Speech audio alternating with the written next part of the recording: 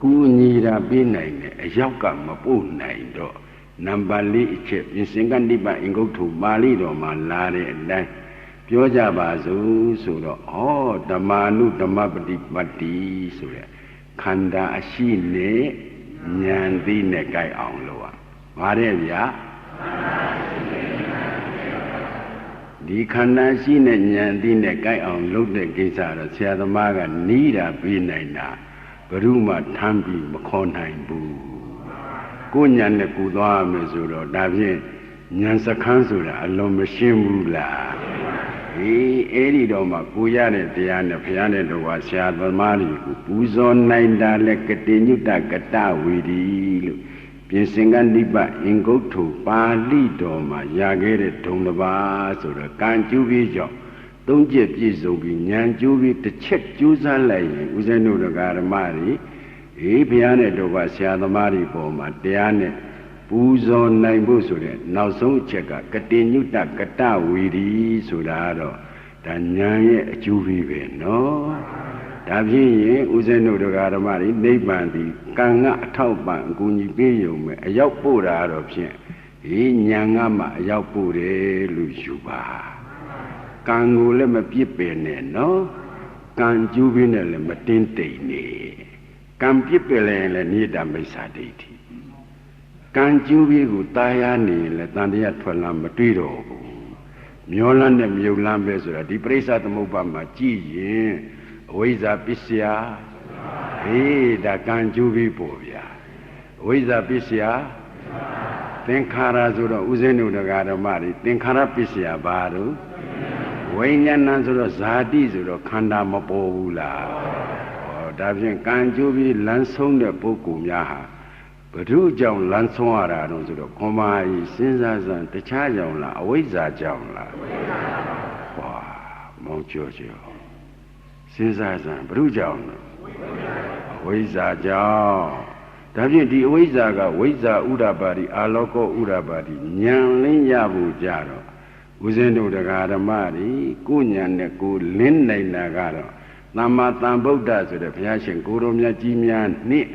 ဘယငယ်ဆိုတဲ့ပစ္စိကဗုဒ္ဓများတာလေကိုဉာဏ်လင်းနဲ့ကိုအဝိဇ္ဇာကိုဝိဇ္ဇာဥဒ္ဓပါတိဖြစ်အောင်လုပ်နိုင်တယ်နော်ကြံတဲ့ဝိနည်းတတ္တဝါတွေကစဝိနည်းတတ္တဝါတွေဟုတ်လားကိုယ်တော်ပြောဧကသဝကကြီးတွေဖြစ်တဲ့ရှင်သာရိပုတ္တရာတို့ရှင်မောက္ကလန်တို့ကအစဆရာမရှာရဘူးလားကိုယ့်ဟာကိုယ်ဝိဇ္ဇာဥဒ္ဓပါတိအာလောကောဥဒ္ဓပါတိမရနိုင်ဘူးနော်ဆရာကောင်းနဲ့တွေ့မှနီးပြီးလို့ကိုယ်ကကြင်ကြံကြိုးစားမှဝိဇ္ဇာဥဒ္ဓပါတိအာလောကောဥဒ္ဓပါတိဖြစ်တဲ့တသင်္ချင်းနဲ့ကဘာသင်ကျင့်ရတယ်လက်ဝဲရန်လက်ရရန်ဆိုတဲ့ရှင်သာရိပုတ္တရာတို့ရှင်မောက္ကလန်တို့ဆိုလားဒီရှင်အသီးဆိုတဲ့ဆရာကောင်းနဲ့တွေ့လို့သူတို့မှတရားဓုတွေမကိန်းဘူးလားဒါဖြင့်ကံကျိုးပြီးကတော့ဖြင့်ပရိစ္ဆသမုပ္ပါဆက်လန်းပေါ်ဗျာကံကျိုးပြီးကကိုခွန်မာကြီးပါတယ်တော့ကွာပရိစ္ဆသမုပ္ပါဆက်လန်းအဝိဇ္ဇာပစ္စယသင်္ခါရပစ္စယဒါကံကျိုးပြီးလမ်းမယ်ဒါဖြင့်ကံကျိုးပြီးကမျောလန်းနဲ့မြုပ်လန်းကိုင်းဉာဏ်ကျူးပြီးကတော့အဝိဇ္ဇာနိရောဓဒါဖြင့်ဒီပရိစ္ဆသမုပ္ပါကထောက်ခံချက်ပြီးနေပါအဝိဇ္ဇာနိရောဓသင်္ခါရနိရောဓဝိညာဏနိရောဓဆိုတော့တခြားလားဇာတိချုပ်တာလားဇာတိချုပ်ရင်ဇေယဗျာတိမရဏကိုမသိမ့်ဘူးလားဒီပရိတ္တိနေခြင်းကင်းသောအိုခြင်းကင်းသောနာခြင်းကင်းသောသိခြင်းကင်းသောသဘောသည်တခြားလားနိဗ္ဗာန်လားဒါကြောင့်နိဗ္ဗာန်သည်ကံလမ်းမဟုတ်ဘူးဉာဏ်လမ်းဆိုတာပရိစ္ဆသမုပ္ပါနဲ့ထောက်ခံချက်ပြီးရှင်းလိုက်တော့ဉာဏ်ထဲမှာမလင်းဘူးလားဒါဖြင့်နိဗ္ဗာန်ဟာဉာဏ်လမ်းဆိုတော့ဘယ်ဉာဏ်နဲ့မှတွေ့မှလဲလို့သောရကတက်လိုက်တော့ဟိမဲ့ဉာဏ်ပူဉာဏ်ရမှာကွာဘယ်ဉာဏ်နဲ့မှလဲနိဗ္ဗာန်တည်းဟူသောတရားကဆိုပါစို့ဒါနိဗ္ဗာန်တရားမြင်နိုင်တာကဟောရမဲ့ဉာဏ်ပူဉာဏ်ဆိုတော့ဥစဉ်တို့ဓမ္မတွေနိဗ္ဗာန်မေကတအာရမဏပစ္စေနပစ္စယောနိဗ္ဗာန်ဖလတအာရမဏပစ္စေနပစ္စယောနိဗ္ဗာန်ပစ္စခဏတအာရမဏပစ္စေနပစ္စယောလို့ပဋ္ဌာန်းပါဠိတော်ကြီးမှာနိဗ္ဗာန်ကံလမ်းမဟုတ်ဘူးလေဉာဏ်လမ်းဆိုတာ မဲ့ညာဖုန်ညာနဲ့မှအာယုပြုနိုင်တယ်လို့အမိတ်မရှိဘူးလားဒါဖြင့်ခင်ဗျားတို့ကကံကောင်းတာနဲ့ဉာဏ်ကောင်းတာဘယ်ရင်းကြိုက်ထွန်းကြည့်ဘယ်ရင်းကြိုက်တယ်ခွန်မဟာခင်မောင်သိမင်းတို့လူရှိပြောတဲ့စကားပါပရိသတ်တဲ့ပြောတဲ့စကားပါမင်းတို့စိတ်ကူးရင်တာဘယ်ထဲမှာရင်တော့ပြောတော့တစ်မျိုးလို့တော့တခြားဒါပြန်ခုတ်ရတခြားရှာရတခြားပေါ့ခက်တယ်အမတန်ထူးထူးလေလေသိရတာသာနာရနဲ့ကျုံလို့နော်သာသနာ့ဘာမှာနိဗ္ဗာန်သွားခီးပြနိုင်တဲ့ပုဂ္ဂိုလ်တယောက်မှမရှိကိုဟာကိုမြင်သွားတဲ့ပြစ္ဆေကဗုဒ္ဓဖယငယ်ဆိုတော့လေသူရမြင်တဲ့တပါးသောပုဂ္ဂိုလ်ပြပါလားဆိုတော့လုံးဝပြနိုင်တဲ့အခွင့်အရေးမရှိဘူးအဲ့ဒါကြောင့်သာနာရနဲ့ကျုံတဲ့အခါမှာဉာဏ်လန်းဟာဦးဇင်းတို့တရားဓမ္မတွေခင်ဗျားတို့လောကီစည်းစိမ်ဥစ္စာယရနာတွေဟာတကယ်ဤချမ်းရဲ့လားဟုတ်ကဲ့လားဟာသိချာပြောကြပါမင်းတို့ဤချမ်းနေထင်ပြီးတော့ရတော့ကိုအေးရလားမရတော့တော့ဘုဒ္ဓကမကြီးတွေပြောစားမရရင်ပဲလို့လေမအေးဘူးရရင်ရတော့လည်းမအေးဘူးမရတော့လည်းမအေးဘူးမရခင်တော့တောင်းတတဲ့လောဘရလာတော့ကြောင်းကြတဲ့သောကမျက်စိလဲတာဘာလဲတာတခြားကြောင့်လားအဝိဇ္ဇာလှည့်စားတာလားဒီမဲ့ညာနဲ့မှသူအမှန်သိမှာတကယ်ချမ်းသာစေတည်တာမဲ့ညာကိုဒါဖြင့်ဒီမဲ့ညာကိုအနည်းဆုံးကျေးဇူးပြုတာတခြားလားတဲ့ဝိပဿနာဉာဏ်လားဒါကြောင့်ဝိပဿနာအလုံးမလုံးဖဲနဲ့မဲ့ညာဘုံညာရတဲ့ပုဂ္ဂိုလ်ရှိရလားဒီဝိပဿနာဉာဏ်ကအနန္တရပစ္စည်းလောကုတ္တရာမဲ့ညာကအနန္တရပစ္စည်းရဲ့ပစ္စုပန်ပဋ္ဌာန်းကတိတိကျကျဟေးဝိပဿနာအလုံးလုံးမှမဲ့ညာရမယ်ဦးခင်ဗျားတို့ကနိဗ္ဗာန်တော့လိုချင်တယ်ဝိပဿနာအလုံးတော့ရေးရေးပြောပါဝိပဿနာအလုံးကြတော့မဟန္တဟံပြောနေပြောရင်မလုတ်ချီတယ်လှဲလုတ်ချီတယ်လှဲခင်မောင်လေးရည်တယ်မင်းလည်းဒီထဲအတူတူပါပဲကွာမကြီးပါနဲ့မင်းကူးမှတရိယာလာတာစဉ်းစားဟိုပြောလန်းနဲ့မြုပ်လန်းကြီးမရှိတော့တောင်းတာတယ်ရှိတော့ကြောင်းကြတယ်ဒီထဲနစ်နေတာအသက်ဘယ်လောက်ရှိအောင်နစ်နေတော့မေးစားအခုအထိမင်းတိုးတိုးလို့ပါကွာမင်းတွန်းချတဲ့သဘောမျိုးတော့မပြောပါနဲ့ဒီခွန်မာပါစဉ်းစားဝိပဿနာအလုံးမလုပ်ဖ ೇನೆ မဲ့ညာရတဲ့ပုဂ္ဂိုလ်တူတယောက်မှမရှိဘူးဒါကြောင့်ဝိပဿနာရှည်သွားရှိမှလောကုတ္တရာမဲ့ညာပေါ်မယ်ဆိုတာပဋ္ဌာန်းပါဠိတော်ကြီးကဝိပဿနာဉာဏ်ကအနန္တရပစ္စည်းလောကုတ္တရာမဲ့ညာကအနန္တရပစ္စည်းရဲ့ပစ္စုပန်ဝိပဿနာဉာဏ်အကြောင်းမပြည့်စုံမဲ့နဲ့မဲ့ညာမရဘူးဟေ့ဒါဉာဏ်စခန်းကြီးပဲလာတာပဲမလားဘူးလားကိုင်းတို့ကျေးဇူးတော်ရှင်ဆရာတော်ဘုရားကြီးဝိပဿနာနိဗ္ဗာန်ရောက်ကြောင်းတရားပဲဆိုတာဘုရားကိုယ်တော်မြတ်ကြီးရဲ့လည်းအမိန့်ရှိတာယန္တိဝိုင်းအောင်စုလာတဲ့အခါကတမောစဘိက္ခွေအသင်္ကတဂာမိမေကောအဘယ်တရားဒီနိဗ္ဗာန်ရောက်ကြောင်းတရားလဲလို့မေးလိုက်တဲ့အခါယန္တိဖြည့်ပြီးရင်လွဲမှာဆုံးဘုရားကလည်းလက်ဆူပွင့်ရိုးထုံးစံမရှိတဆူသာလည်းပွင့်ရတဲ့နိယာမဖြစ်တော့ဘုရားမေးပြီးဘုရားဖြည့်ပြီးလိုက်တာ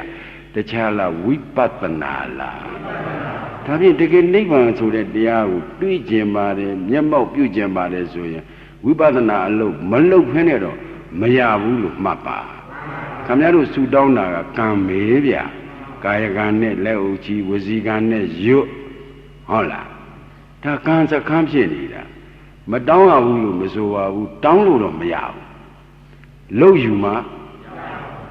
ဉာဏ်စခန်းလေဝိပဿနာဆိုတာတခြားလားခန္ဓာဉာဏ်ရောက်အလုပ်လုပ်ရတာလားဒါဖြင့်ဒီဝိပဿနာအလုပ်မလုပ်ဖ ೇನೆ နိဗ္ဗာန်လိုချင်တဲ့ပုဂ္ဂိုလ်ဟာပြောတန်ကြားနဲ့လိုချင်တာတကယ်လိုချင်တာမဟုတ်ဘူး နင့်နာအောင်ပြောတယ်လူမယူပါနဲ့တကယ်လုံးမှတကယ်ရမှာမဟုတ်လို့ပေါ်လွင်အောင်ကျေးဇူးပြုတဲ့အနေနဲ့ဟေးကိုမိဘကြီးကိုမောင်နှမတွေကိုတတိပေးတဲ့အနေနဲ့ကျေးဇူးပြုတယ်လို့ဆုံးဖြတ်ပါ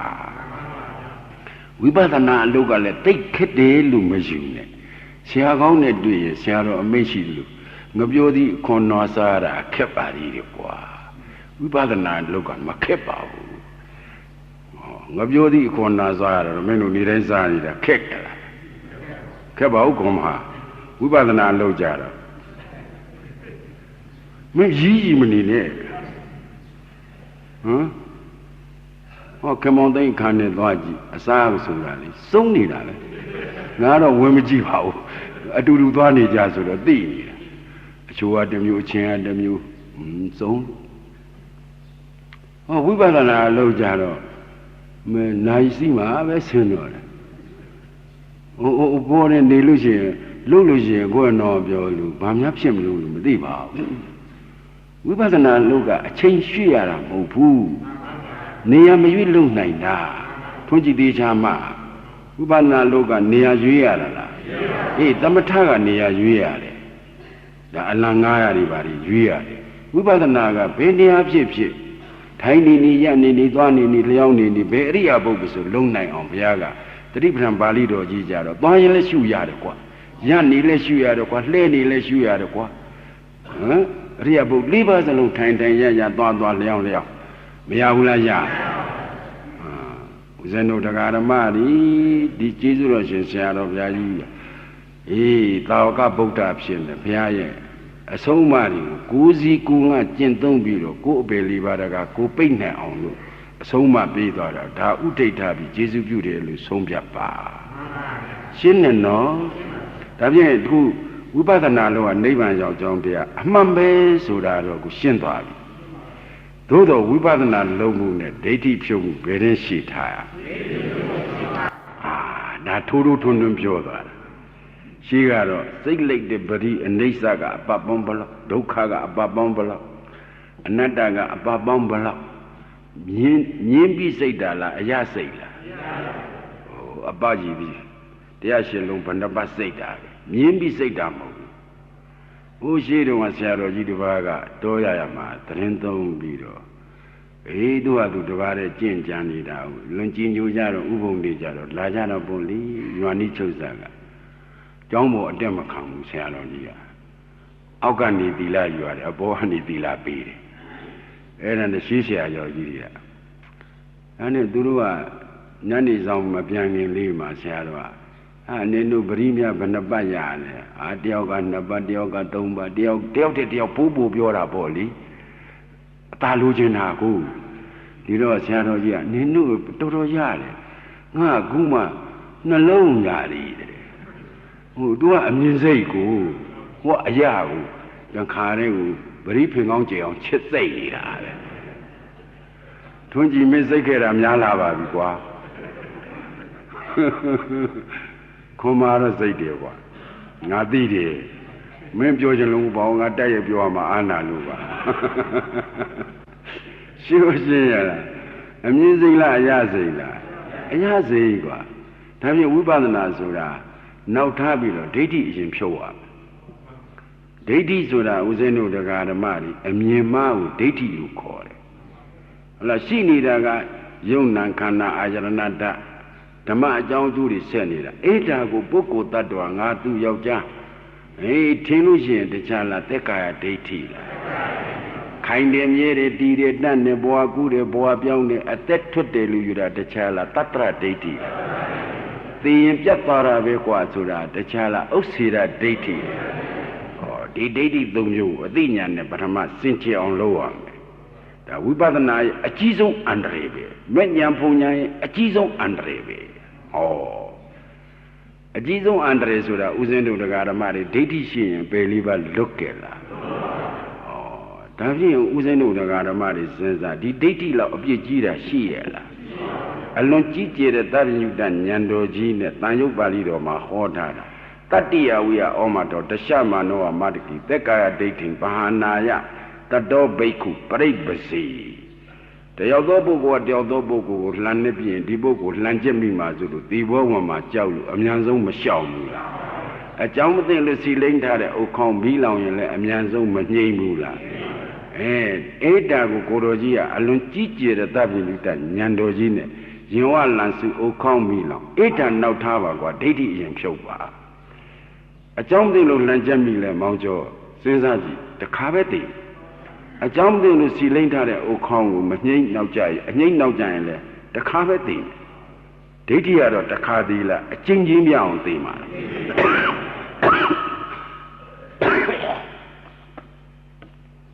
ဒါဖြင့်တခါတည်းနဲ့အချင်းချင်းသိရတာဘယ်ရင်ကပူကြောက်စရာကောင်းဒါဖြင့်အချင်းချင်းသိရမှကြောက်ရင်ဘယ်တရားပယ်ရဒိဋ္ဌိအယူပယ်ရမယ်ဒိဋ္ဌိဆိုတာဥစဉ်တို့ကတည်းကရေချိုးမီးလုံးတုံးခုံဆဲကတ်ဆိုတာအဲ့ဒါမျက်လုံးမြင်ခုကျေးဇူးတော်ရှင်ဆရာတော်ဘုရားကြီးဘုရားလူကြအတိုင်းမိတ်ရှိတာကရထားတဲ့ခန္ဓာ၅ပါးတွေကပုဂ္ဂိုလ်ဆိုတဲ့ဟုတ်လားရထားတဲ့ခန္ဓာ၅ပါးထဲမှာပုဂ္ဂိုလ်ရှိတာလားဓမ္မရှိတာလားအဲ့ဒီဓမ္မကိုပုဂ္ဂိုလ်လုံးလိုက်တဲ့အချိန်ကစပြီးအယူမှန်လားအယူမှားလားဒါပြန်ပေါ်လာတဲ့ဓမ္မကတခြားလားသက်ကာယလားငါလောက်တာကတခြားလားဒိဋ္ဌိလားသက်ကာယနဲ့ဒိဋ္ဌိနဲ့ပေါက်ဒါဖြင့်ဓမ္မကိုဓမ္မမှမသိလို့ပုဂ္ဂိုလ်ဖြစ်နေတဲ့ပုဂ္ဂိုလ်များမှာသက်ကာဒိဋ္ဌိနဲ့နေပြီးသက်ကာဒိဋ္ဌိနဲ့မသိဘူးလားသိတယ်ဒါဖြင့်ဥစဉ်တို့ဓမ္မတွေသက်ကာဒိဋ္ဌိနဲ့နေပြီးသက်ကာဒိဋ္ဌိနဲ့သိသွားရင်ဖြင့်အပေလေးပါတောက်လျှောက်သွားမှာပဲဒါကြောင့်ကိုလိုကြီးကအမတန်ကရုဏာနဲ့လာခဲ့တာလည်းဒီနေတာလည်းဒီသွားမယ်ခရီးလည်းသိလို့ရင်ဝလန်စုအုတ်ခေါင်းမီးလောင်ဒိဋ္ဌိအမြန်ရှောင်ပါဆိုတာအဆုံးအမမပြီးခဲ့ဘူးလား။ဒါဒါဖြင့်ဒီဒိဋ္ဌိပြုတ်ခြင်းပုဂ္ဂိုလ်ဖြစ်စဉ်နားလည်ရမှာလားဓမ္မဖြစ်စဉ်နားလည်ရမှာဓမ္မဖြစ်စဉ်ဆိုတဲ့ခန္ဓာပရိစ္ဆသမုပ္ပါနားလည်ရမယ်။ဒါအစဉ်တော့နိဗ္ဗာန်သွားခီးရဉာဏ်စခန်းဆိုညာလို့လေ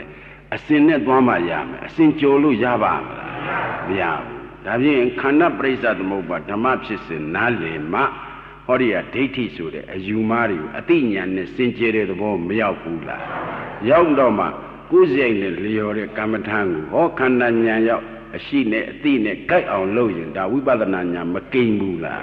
ဒီဝိပဿနာဉာဏ်ကိန်းလို့ရင့်ကျက်သွားလို့ရှိရင်ဟောဒီမဲ့ဉာဏ်နဲ့နိဗ္ဗာန်ကိုအာယုံမပြုတ်နိုင်ဘူးလားဒါနိဗ္ဗာန်မေကတဒီနေရာသောတာပန်တည်မှာပဲဒီတော့ဒီအစဉ်မမှန်ပဲနဲ့လုံနေတဲ့ပုဂ္ဂိုလ်ကြီးဟာကုသိုလ်မရဘူးလို့တော့မပြောဘူးကုသိုလ်တော့ရတယ်နိဗ္ဗာန်တော့ဒါကုသိုလ်ရတာနဲ့နိဗ္ဗာန်ရတာကွဲရလားကွဲအောင်လုပ်ကြစမ်းပါကုသိုလ်ရရင်နိဗ္ဗာန်ရတာတပည့်ကြီးယူယူနေလွန်းလို့စဉ်းစားမောကြောကြောကြီးကုသိုလ်ရရင်နိဗ္ဗာန်ရပါမလားကုသိုလ်တိုင်းနိဗ္ဗာန်မရောက်ဘူးသုဂတိရောက်တဲ့ကုသိုလ်ရှိတယ်နိဗ္ဗာန်ရောက်တဲ့ကုသိုလ်ရှိတယ်ဒီမဲ့ညာပုံညာကျေးဇူးပြုတဲ့ဝိပဿနာကုသိုလ်ရမှာဒီမဲ့ညာကုသိုလ်နဲ့နိဗ္ဗာန်အာယုံပြုနိုင်မှာဒီဝိပဿနာအလုံးမလုံးဖဲနဲ့တော့ဖြင့်ဉာဏ်နဲ့ကိစ္စတွေကဝိသောအကြောင်းသာဖြစ်တယ်တကယ်ဒီသောအကြောင်းဖြစ်ပါ့မလား။ကဲဒါဖြင့်ဒီအစဉ်မှန်အောင်ဘုရားတော်ဘုရားဟာနှစ်ပေါင်း30သူကိုယ်တိုင်ပရိယတ်တီကိုပို့ချပြီးလေ့လာပြီးမှတကယ်တမ်းသူကိုယ်တိုင်ကြိုးစားအလုပ်လုပ်လို့သူခီးပြီးမြောက်မှဦးဇင်းတို့တရားဓမ္မတွေအဆုံးအမမထားခဲ့ဘူးလား။အဲ့ဒီထားခဲ့တဲ့ဥပနိဒေယဥထိတ်ထားပြီးတော့ဒီကသာနာအပိနေတဲ့အမိဖညီကိုမောင်နှမမတော်ဘူးသူမရှိလို့ဒီအစဉ်တိုင်းလှုပ်ရင်ခမည်းတော်ပြင်စနန္ဒီယကမ္မတပါကြံတဲ့အကုသိုလ်ကမကြောက်နေအပိတယ်လို့မယူနေမေတ္တာတဲ့ကံနာကြောက်ကြံတဲ့အကုသိုလ်ကံကတော့ဒီထက်လွတ်တဲ့ပုဂ္ဂိုလ်တယောက်မှမရှိဟောတဲ့ဘုန်းကြီးလည်းမလို့ဒါအရှင်းတိုင်းဝန်ခံပြီးပြောပါတယ်ဟိုပြင်စနန္ဒီယကံတော့သူ့သွားမလို့နဲ့သူကတော့မေတ္တာမဲ့ကံပြစ္ဆန္ဒိယကံဆိုတာဘုရားသွေးစိမ့်တယ်အောင်ဆိုတော့ဘုရားတက်တော်တရားမှမရှိပဲဒီတဲ့ဘယ်နဲ့လို့သွေးစိမ့်တယ်အောင်လုပ်နိုင်ရဟန္တာတတ်ဘူးတဲ့ပုဂ္ဂိုလ်ဆိုတာရဟန္တာလိုက်ရှားနေတာဘယ်ကလာတတ်ဘူးတဲ့ပုဂ္ဂိုလ်ပါမလဲအမိတန်မဲ့အဖတ်တတ်မဲ့ပုဂ္ဂိုလ်ရှိရဲ့လားမပါပါဘူးမိဘတခါတည်းဘုရားနဲ့တကိုင်းနဲ့ထားပြီးလှုပ်ကြွေးနေကြတာဟုတ်တယ်မို့လားကိုင်းညင်ညွတ်နေတဲ့ဟုတ်လားသံဃာတော်တွေရဲ့စီလုံးမှုကိုပြက်ပြဲအောင်သံဃာအချင်းချင်းပင်းကွဲအောင်လုပ်တဲ့ကိစ္စကိုဒီထက်တဦးတယောက်ပါရလားဒါဖြင့်ဒီကံကြီး၅ပါးလို့ကြံတဲ့အကုသိုလ်ကံမကြောက်နေခ ခမရတို့ကမကြောက်အောင်မှကြောက်တယ်ကြောက်အောင်မှကြတော့ကြောက်အောင်မှပဲတရားတယ်ဒိဋ္ဌိဖြုတ်သွားမှာခမရတို့ကမကြောက်အောင်မှကြတော့သိကြောက်တာကြောက်အောင်မှကြတော့ငြိမ့်သွားတယ်နော်မကြောက်အောင်မှကြတော့ကြောက်အောင်မှကြတော့ဘာဖြစ်လို့စဉ်းစားလမ်းပြကောင်းမတွေ့လို့ဒါသိအရေးကြီးတယ်နော်ယထဗုဒ္ဓညာရဖို့ရာကဆရာသမားကင်းလို့မရဘူးဒါတိတိကျကျမှတ်ပါဦးဇင်းတို့တရားဓမ္မတွေမြန်မာလူပြောညာတော်လဲဆရာတော်အဆုံးမပေးသွားတာပါဠိတော်မျက်စောင်းထုတ်ပြီးတော့လူချင်းကြီးပြောသွားတယ်လို့ဆရာတော်ကိုယ်တိုင်မိတ်မရှိဘူးလားရှိတယ်ဒါဖြစ်ရင်ခင်ဗျားတို့ဟုတ်လားမကြောက်အောင်မကြောက်အောင်မကြောက်တာသူများကြောင့်လားဒိဋ္ဌိကြောင့်လားဒီဒိဋ္ဌိပြုတ်ရင်မကြောက်ရမှာလဲဒါမကြောက်ဘူးကြောက်ရမှာလဲဒါကြောက်ရမယ်ဒါအမှန်ကိုသိသွားတာဟုတ်အဲ့ဒီတော့ဦးဇင်းတို့တရားဓမ္မတွေမကြောက်ရမှာကြတော့ခင်ဗျားတို့အလွန်ကြောက်မဟုတ်တာလေးများကုတ်ကုတ်စားဖြစ်နေငယ်ငယ်တုန်းကကျုပ်ကဘယ်လိုလုပ်ခဲ့တာအဲ့ဒါလေးကိုတွေးလိုက်တိုင်းသူကြီးပေါ်နေတာအောင်မယ်မကြောက်ရမှာကြောက်ရမယ်ဒိဋ္ဌိဖြုတ်ခန်းကြတော့မကြောက်ဘူးစဉ်းစားဒီအစင်မမှန်ရင်ဖယားနဲ့တွေ့လေမရဘူးဘယ်လိုတော့ဆိုတော့ရှင်သန္တာဟိုဆရာတော်ကအဆုံးမပေးတာဒါဥဒိဋ္ဌပြီးနောက်ကနေလိုက်ရှင်းအောင်ရှင်သန္တာတန်မြညာပုဂ္ဂိုလ်မဟုတ်ဖယားနဲ့ဖွားဘက်တော်ဖယားနဲ့ဖွားဘက်တော်ဆိုတဲ့ကိုကဒီသာနာကြွတန်းဝင်ရဖယားဖြစ်အောင်လိုက်ပို့တာလေသူကိုယ်ဒီလက်အောင်မပို့ဘူးလားပို့တယ်ခိုင်ဖယားသာသနာလဲသူမဝင်ဘူးလားဖယားနဲ့လည်းအတူတရင်မသုံးရဘူးလားဖယားတရားလည်းမနာဘူးလားဟောဝိပဿနာလို့လိုက်တော့လေမြင်လိုက်တဲ့အနတ္တတွေမြင်လိုက်တဲ့အနိစ္စတွေမမြင်ဘူးလားသို့တော့သင်္ခါရချုပ်တဲ့နိဗ္ဗာန်ဥပရိချုပ်တဲ့နိဗ္ဗာန်ခန္ဓာသိမ့်တဲ့နိဗ္ဗာန်ကြတော့တွေ့ရလားဖယားတရားနာရနော်ဘုံတော်အနန္တကံတော်အနန္တတကူတော်အနန္တဆိုတဲ့ကိုတော်ကြီးတရားနာပြီးဖောက်နေတာစဉ်းစားပါပြန်ပြောမယ်ဒီချာပြောမယ်ခမည်းတော်ကံကျိုးပြီးပြည့်စုံလို့ရှင်သန္တာကံကျိုးပြီးများဘလောက်ပြည့်စုံလို့ဘုရားတဲ့ဖွားဘက်တော်ကိုဖြစ်ရကံကျိုးပြီးလေကိုကြောကြီးဖွားဘက်တော်ကိုတိုးထွက်တော့လေသူကိုယ်တိုင်ဟောကိုဒီလက်ရောက်လိုက်ပြီးမပို့ဘူးလားကိုင်းပြီးတော့ဘုရားသွားပြင်ရင်ဘုရားသာသနာလဲသူမဝင်ဘူးလားဘုရားတရားလဲသူမနာဘူးလားဘုရားနဲ့လည်းအတူတည်းမသုံးရဘူးလားကဲဝိပဿနာအလုပ်လုပ်တော့လေအနိစ္စအနတ္တလည်းသူမမြင်ဘူးလားသူ့ဘယ်နဲ့သင်္ခါရချုပ်တဲ့နိဗ္ဗာန်ဥပရိချုပ်တဲ့နိဗ္ဗာန်ခန္ဓာသိမ့်တဲ့နိဗ္ဗာန်ကြတော့တွေ့ရလားစဉ်းစားဒီပုဂ္ဂိုလ်အလျှော်ကြီးလျှော်တာတခြားကြောင့်လားဦးဇင်းတို့တရားဓမ္မတွေအလုတ်စင်လွဲနေလို့ဘုရားကတော့အလုတ်စင်အမှန်ပေးတာပဲသူကအလုတ်စင်အမှန်ပေးပြီမဲ့အမှန်တိုင်လက်ခံတာမဟုတ်အမှန်တိုင်းလက်မခံတာ तू မရောက်ခင်ကရှင်သာရိပုတ္တရာကလဲရရှင်မောကလန်ကလဲဝဲရမြင်တော့ထွန်းကြည့်ဟိုပုဂ္ဂိုလ်ကြီးကြည့်ပြီးတော့ဘုရားဖြစ်အောင်လိုက်ပို့တော့ဒီကောင်တယောက်ထဲပါတာဘုရားဖြစ်မှအညွန့်ကုစားနေတာသာရိပုတ္တရာပဲမောကလန်ပဲငေါ်လိုက်ထိလိုက်စောင်းလိုက်ချိတ်လိုက်ပုထုဇဉ်တဘာဝကိုငေါ်လိုက်ထိလိုက်စောင်းလိုက်ချိတ်လိုက်မလုပ်ဘူးလားကိုင်းဘုရားခေါ်ပြီးဟာဒီပုဂ္ဂိုလ်ကြီးတွေကတကယ်သူတို့ကောင်းကြီးတွေမြေကြီးနဲ့မြတ်သိခံနိုင်တာမင်းမပြစ်မှားပါနဲ့မပြောပါနဲ့ဆို냐တော့လေရရလားဟိုတော့ဆုံးမလွယ်တာလားခက်တာလားဒါခင်ဗျားတို့အောင်မဟုတ်ဆုံးမလွယ်တယ်ဆိုတာပြောမယ်နော်မှားတာကိုလည်းပြင်ရရမှန်တာကိုလည်းလုပ်ရဓမ္မဆုံးမလွယ်မှားတာကိုပြင်ရရလားဓမ္မကြီးတွေမှန်တာရောအိမ်မောအုံသီးရှိရင်မကြိုက်ဘူးနော်နည်းနည်းလေးကိုတွေးနေကြပြောနေကြလေးတော့ဒါလေးကကရွန်းတွေ့လွန်းလို့ပါဒကမာကြီးတွေပြောတော့ဒကမာကြီးတွေရှိရတော့ဘယ်သူတွေကနောက်ကလိုက်ဒါသူတို့ကနောက်လိုက်ဖို့ဒကမာကြီးတွေရှိတော့မုံကြုံပြီးရှိရလားနောက်ကလား ငါလာတိုင်းကြည့်ပါတော့ကွာမရှိရမဟုတ်ပါဘူးငါအပေါ်နေကြည့်နေတာပါဟမ်ထွန်းကြည့်ရှိရလားနောက်ကလားမင်းကဆွမ်းလာကတော့ပြောရှိရတယ်မပေးလိုက်လာတာပေါ့ကွာစဉ်းစားပြောလိုက်ရင်သူတို့ကတက္ကမကြီးကြတော့သူတို့ဖိပြောတယ်ပြီးတော့ကြတော့သူတို့ကလွတ်သလားဆိုတော့ဟိုကရှိရသွားသူတို့ကနောက်ကလိုက်ရတပည့်ဟမ်ဘုရုတပည့်တို့ဆိုတက္ကမကြီးတွေတပည့်ဘုန်းကြီးတပည့်ကသိမှန်တာမဟုတ်ဘူးတရားနာတဲ့အခိုက်တာသူတို့ကဘုန်းကြီးတပည့်ခန္ဓာအိမ်ပြန်သွားလို့ရှိရင်ဘုရုတပည့်ခါမှာမဟာတဟံအဖွင့်ဖွင့်မပြောစမ်းပါနဲ့စဉ်းစား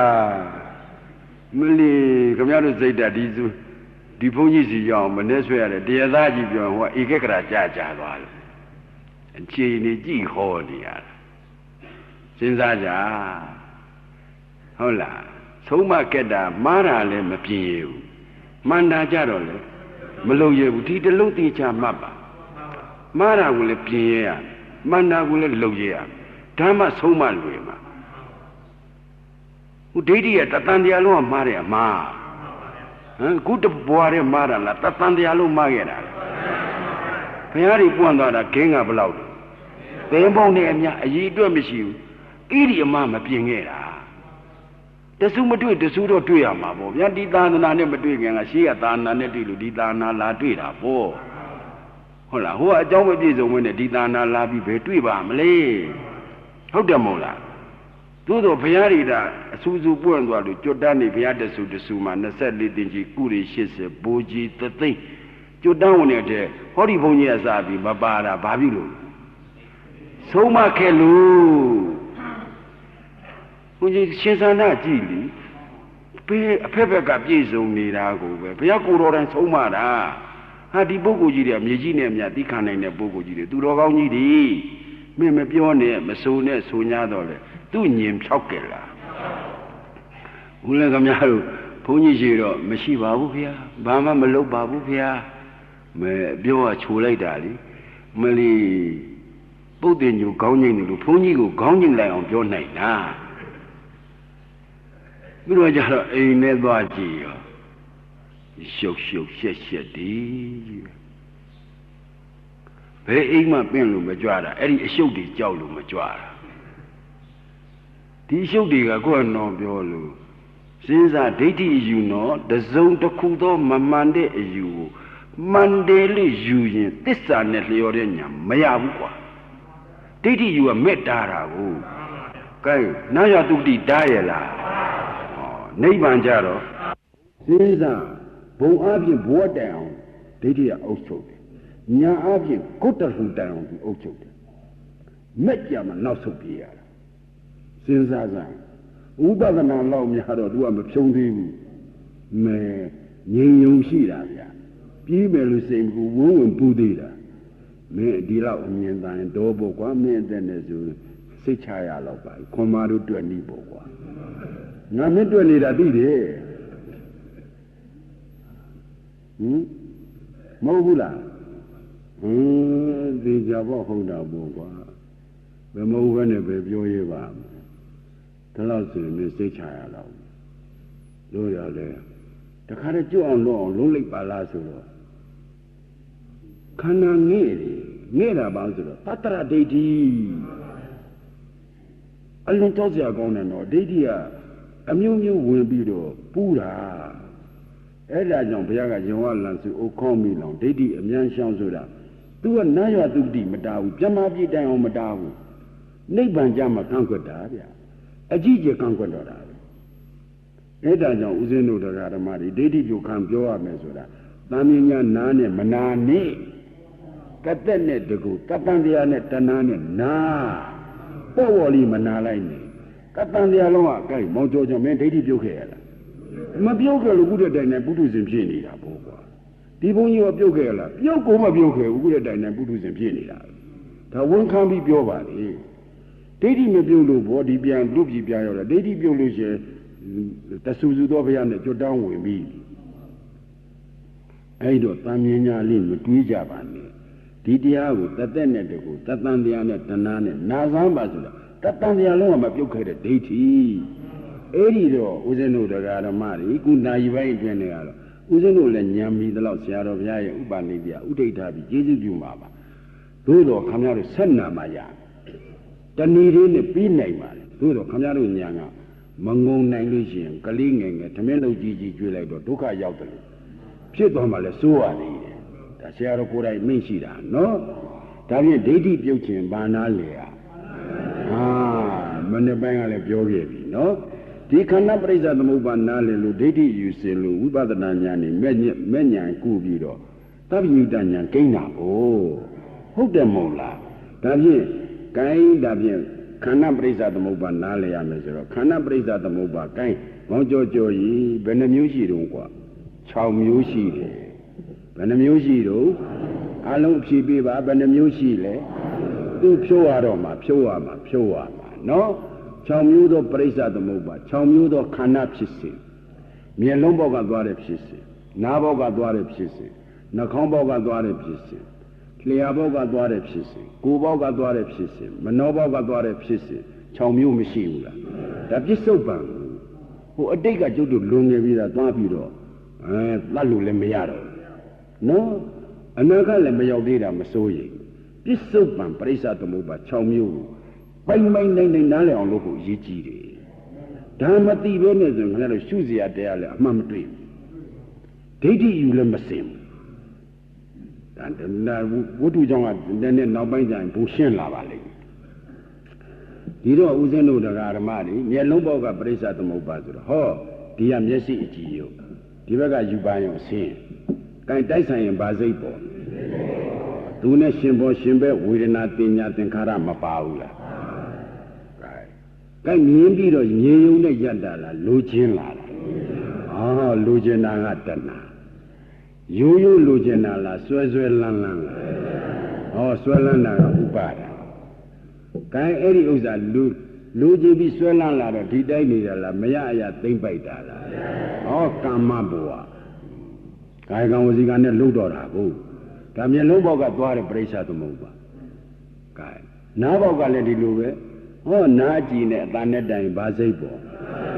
သူနဲ့ရှင်ပေါ်ရှင်ပဲဝေဒနာတင်ညာသင်္ခါရမပေါ်ဘူးလားဒါဖြင့်ကြားတယ်ဆိုတဲ့တပြိုင်နက်တည်းခန္ဓာဘယ်နှပါတော့သူကပေါ်ပြီအဲ့ဒီကြားတဲ့အတန်လေးကိုသဘောကြတယ်ဆိုတာနားကသဘောကြတာလားဝန်းထဲကသဘောကြခန္ဓာအစဉ်ဆက်ပုံတော့ခန္ဓာအစဉ်ဖြစ်ပုံကိုတေချာထောက်ပြတယ်ကြားတာကသောတတွာရသဘောကြတာကမနောတွာရဒီ35-40ကြီးကိုအာယုံရောက်နေမှာဆိုလို့ချိန်သားကအခုမွေးပြီးအခုသေးတဲ့ခန္ဓာလူချင်းနေဘယ်နှခုနှစ်ကမွေးပြီးဘယ်နှခုနှစ်ကသေးတယ်ဆိုတာဒါသမုဒိသစ္စာနဲ့သမုတ်ထားတဲ့ခန္ဓာကြီး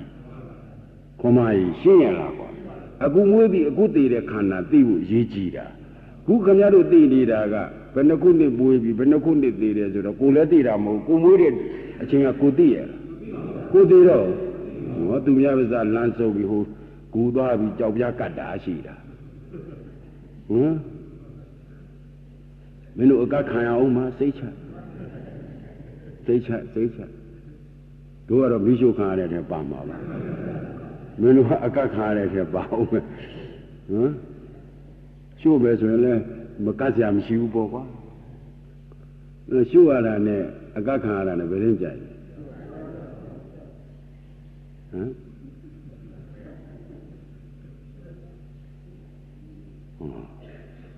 ခါလေးကိုငြိမ်းသွားတာမပြောရဘူးသူရှေ့တော့အလူပါတွေပို့တာသုတ်တန်ထားပြခဲ့တာပဲမိတဲ့ကြိုးချင်လဲဆိုလူမို့လို့ရှင်လဲရေကြီးမြုပ်ပြီးတခါပြန်ဖို့ခဲ့တာဘယ်ကလာကူရှိရမှာငုရင်ငုတော့ပြောလို့ကူလေးကိုထထနေတာတတရာဒိဋ္ဌိနော်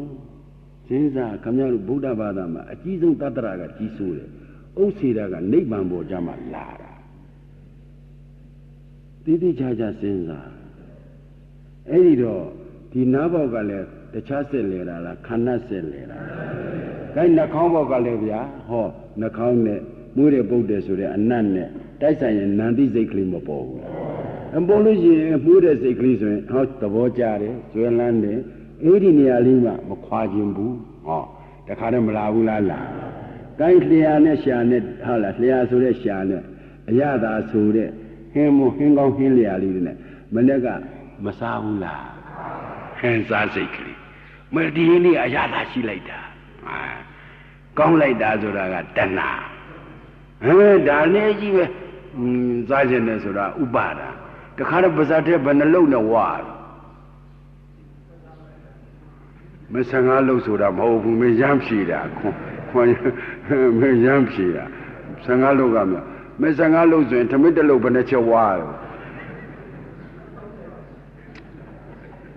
မန်းကြီးပြောနေတာတိတိကျကျမှမပြောနိုင်ဘူး။နောက်ပြန်ကတိတိကျကျပြောနိုင်အောင်လုပ်စေနာရှင်တွေကလူလိုက်တန်းလိုက်တာခဏမောင်ထွန်းကြီးတို့မသားမြင့်တို့ကလို့နောက်ဖန်သူ့နေနေလူပေါ့လေဟုတ်လားဒါတရားပူဇော်တာခင်ဗျားတို့ပေးတဲ့15ကျဆိုရင်ရေလုံပြုတ်စားဦးမျိုးရရောလားတကယ်သာနာကြည်ညိုတဲ့ပုဂ္ဂိုလ်တွေကလှူလို့ဦးစီပြန်ကြီးကြိတ်နေကြရေလုံပြုတ်နဲ့စီပြန်ဘယ်နဲ့ကောင်း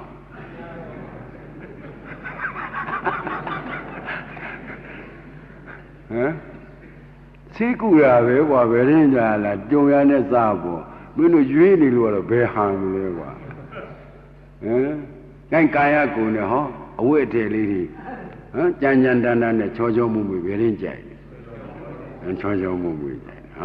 ကာယစပရိစ္ဆဖုဒ္ဓပစ္စကာယဝိညာဏဒိဋ္ဌံတိဖတ်တော့ဖတ်တပစ္စယဝေဒနာကိုယ်ပေါ်မှာခန္ဓာမပေါ်ဘူးလားပေါ်တော့အဲ့ဒီအဝိကလေးဝေရတာตายရတာတခြားလားတဏှာလားဝိဒါလိပြုထေလဲဝှချင်တယ်ဆိုတော့ဆွဲလန်းတာတခြားလားဥပါဒံဝိနဲ့အောင်ရှာမဖွင့်မလုံးမပေါ်ဆိုတော့ကာမဘဝစိတ်ကူးကလည်းယဉ်သေးတယ်ဒါတယောက်တည်းနေမှပေါ်တာမနှောကြည့်မှန်းနဲ့သားအာယုသမီးအာယုနဲ့တွေးလိုက်တယ်သားလိမ္မာသမီးလိမ္မာလေးတွေဆိုတော့ကမောင်သိန်းဘာဖြစ်လားမတွေးနေလို့ပြောတာလူတဲ့ကူမေးမှဖြစ်မှာဘေးမေးနေတောင်ပြောမြောက်ပြောအလွန်ပြောတာမှန်လားဒီမနှောကြည့်မှန်းနဲ့တယောက်တည်းနေတဲ့အောက်မိတာဘယ်ဟုတ်မလဲမှန်းထောင်းနေတာဘယ်သမီးကဘယ်လူဘယ်သူကဘယ်လူမှန်းထောင်းနေတာဘယ်ကြီးကဘယ်လူမှန်းထောင်းတွေးလုံးလေးနဲ့သူတိတတ်တယ်တော်သည်တဏှာဥပါဒံကံတယောက်တည်းအခန်းထဲမှာတဏှာဥပါဒံကံတွေးလိုက်တာကိုမပြောနဲ့ခင်မောင်သိနေလားဆိုတော့မဟုတ်ပါဘူးအကုန်လုံးဒီတိုင်းပါပဲရှင်းလို့ရှင်းရလား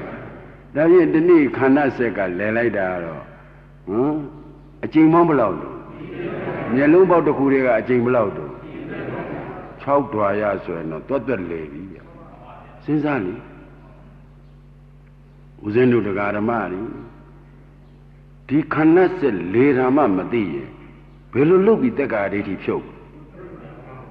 ဒိဋ္ဌိဖြုတ်ခြင်းခန္ဓာပရိစ္ဆာသမုပ္ပါနားလည်ရမယ်ဆိုတော့ဘိုးဘုဆရာတော်ဘုရားကြီးကပိုင်နဲ့ထိုးနဲ့ဆုံးမသွားတာဒါဘုရားရဲ့ခြေရာကိုနင်းပြီးတော့လိုက်တယ်ဆိုတာလည်းမနဲ့ကမပြောဘူးလားပြောခဲ့ဒါဖြင့်ဒီခန္ဓာပရိစ္ဆာသမုပ္ပါကိုမသိသေးပုဂ္ဂိုလ်များလည်းသိအောင်လုပ်ပါသိနေတဲ့ပုဂ္ဂိုလ်များလည်းတိုက်ပွဲဝင်တဲ့အချိန်မှာလက်နဲ့အစင်းသင့်ပြင်ပြီးသားထားပါကိုယ်တော့လက်နဲ့အစင်းသင့်ပြင်ပြီးသားမရှိရင်ရန်သူကပြစ်ချက်ဥသွားရင်ဟိုတဏှာဥပါဒံကံဆိုရန်သူလက်တွင်တခါတည်းခေါင်းစင်းသိမှာဒီကြားထဲမှာကိုယ်တော်ပြောလို့ဒီတဏှာဥပါဒံကံမလာခင်မှာဒီကြားမှာမဲ့သွင်းနိုင်ဖို့ရည်ကြည်တယ်ဒီကြားမှာမဲ့မသွင်းနိုင်လို့ရှိရင်ဦးဇင်းတို့တရားဓမ္မတွေဒုပြေလဲလာပြီးခင်ဗျားတို့အမြဲနေဖြစ်တဲ့အပေလေးပုံပြားမှာစတ္တာရောအပါယတကကေယတတိတာနှခွန်းမပြောဘဲနဲ့တခွန်းနဲ့အမှန်ပြောတာမင်းတို့လူပြေလဲလာတာပါကွာမင်းတို့အမြဲနေကအပေလေးပုံဆိုတော့ပေါ်တာကတရားအဲ့ဓာတွေကိုကတော့မြင်တာလဲငါပဲလူကျင်တာလဲငါပဲဆွဲလန်းတာလဲငါကိုယ်တိုင်လုပ်ခဲ့တာပါဆိုတော့လေကာမဘဝလဲငါပဲစဉ်းစားတိကျစဉ်းစားပါဒီတော့ဥစဉ်တို့တရားဓမ္မတွေဒိဋ္ဌိပြုခံပြောတော့ပဲဆိုတော့ကံမျက်လုံးကြည့်ရုပ်ကတခြားကြောင့်ဖြစ်တာလားကံကြောင့်ဖြစ်တာစိတ်ဥဒုအာဟာရကပါတယ်နော်သဟဇာတို့ဆိုပြဋ္ဌာန်းတာကိုပြောတယ်လို့ယူပါဒီဘက်ကဖြူတယ်နေတယ်ဝါတယ်ရွှေတယ်ဆိုတဲ့အစင်းကတခြားကြောင့်လားဥဒုကြောင့်ကဲဒါဖြင့်ဒီအကြောင်းနှစ်ခုကကိုပိုင်တဲ့တရားလားကိုမပိုင်တဲ့တရားလားသူအကြောင်းနဲ့သူကျိုးပဲ မျက်စိကြည့်ကလည်းကန်းကြောင်ဖြစ်တာမောင်ကျော်ကျော်မဲငယ်ငယ်တော့မျက်မှန်တရရလားမတပါဘူးကံအားနဲ့လာတော့မျက်မှန်မတဘူးလားတာဒီဘုန်းကြီးလည်းတရတာဒါကံအားနဲ့လာလို့ဒါမျက်မှန်တရတာကိုကဒီကံနီးပြီဆိုတော့နမိတ်ပြနေမပြဘူးလားပြလူနဲ့မျက်မှန်ကိုမရွေးဘူးလားမသားကိုဘာလုပ်ချင်လဲမသားလှခြင်းနေလို့တော့မရဘူးမသားပါဆိုတော့ဘယ်လိုလုံးမှလှလို့မရဘူးစဉ်းစားမျက်လုံးကြည့်ရုပ်ကကန့်ကြောင်ဖြစ်တာကမ္မစယုတ်ဟိုဘက်ကဖြူတယ်နီတယ်ဝါတယ်ရွှေတယ်ဆိုတဲ့အဆင်းကဥဒ္ဒဇယုတ်ဒီအကြောင်းတစ်ခုကြောင့်ဟောဒီအကျိုးမြင်စိတ်ကလေးမပေါ်ဘူးလားဒါဖြင့်ဒီအကြောင်းတစ်ခုကပရိစ္ဆာဒီအကြောင်းတစ်ခုကဘာလို့ပရိစ္ဆာဆိုတာအကြောင်းကိုဆွဲသမုပ္ပါအကျိုးတရားဟောဒီဖြစ်၏ဒါဖြင့်မြင်စိတ်ကလေးကတခြားလားပရိစ္ဆာသမုပ္ပါခန္ဓာလားဒါဖြင့်အကြောင်းပေါ်မှာရှင်းတော့တခြားသေးတာလားဝိသိကိစ္စသေးတာဒါဖြင့်အကြောင်းထဲမှာကိုမပိုင်ရင်အကျိုးထဲမှာကိုပိုင်ကိုဆိုင်လုပ်လို့ရပါဒါဖြင့်မရတာသိလိုက်တော့အကြောင်းသိသိပြီးအကျိုးတရားတွေမှာပုဂ္ဂိုလ်တ attva စိတ်သုံးပြီးငါဥစ္စာမဟုတ်ပါလားလို့သိလိုက်ရင်သက်ကာယဒိဋ္ဌိပြုတ်မပြုတ်ဟောဒါသက်ကာယဒိဋ္ဌိရင်ဖြုတ်ရမှာ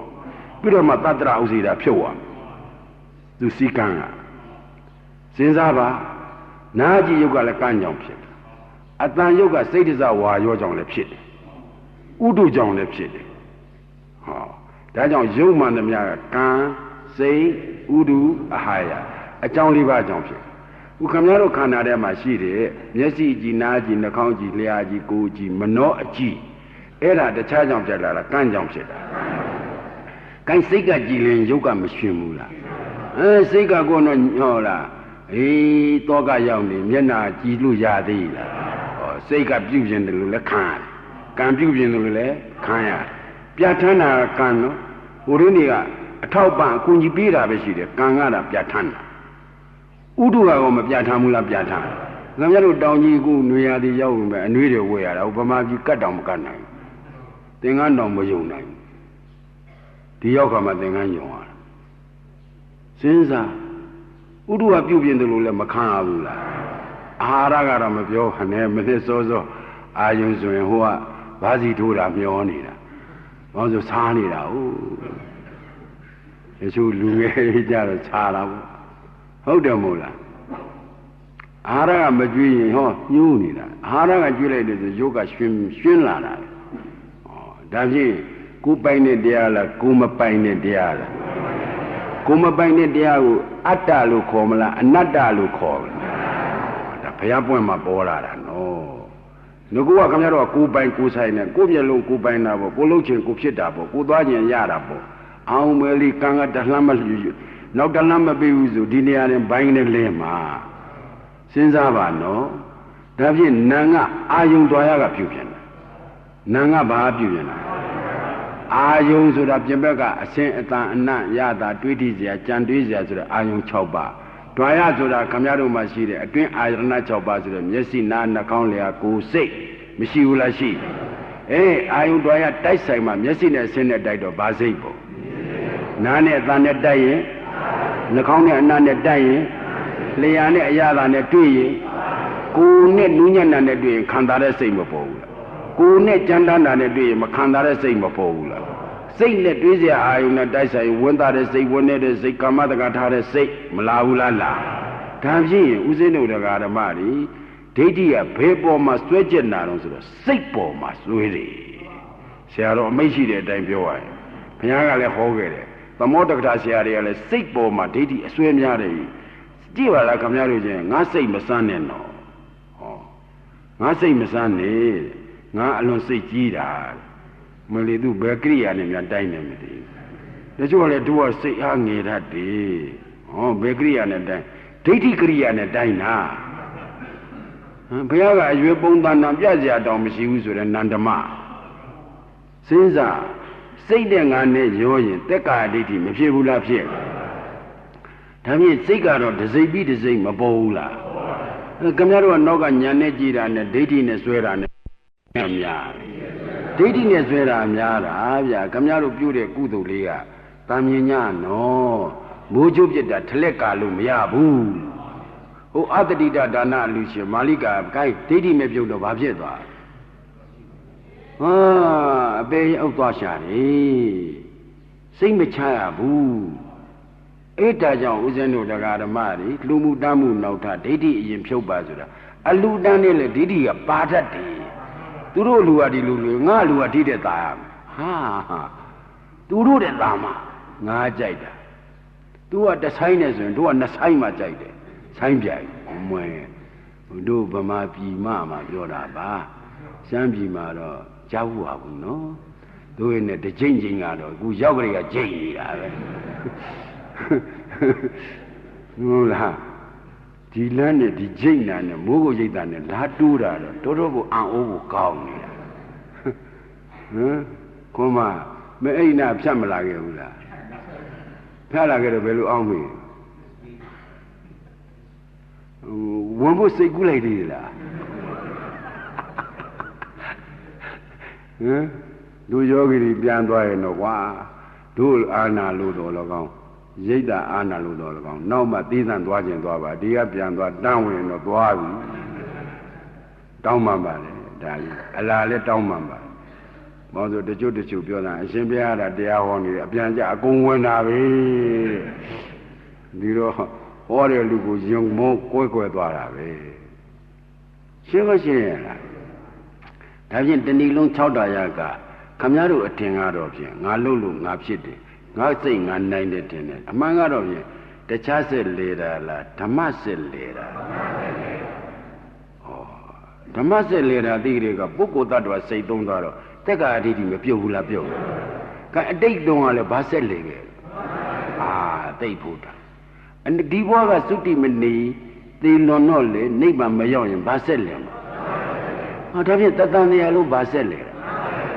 ဟိုညံလို့တဲ့ပုဂ္ဂိုလ်သာဘုရားကိုယ်တော်မြတ်ကြီးကဆောင်းပြီးတော့ဟောဒီပုဂ္ဂိုလ်နတ်ပြည်ရောက်သွားတယ်ပေါ့ဒီပုဂ္ဂိုလ်ဘာဖြစ်တယ်ဆိုတာ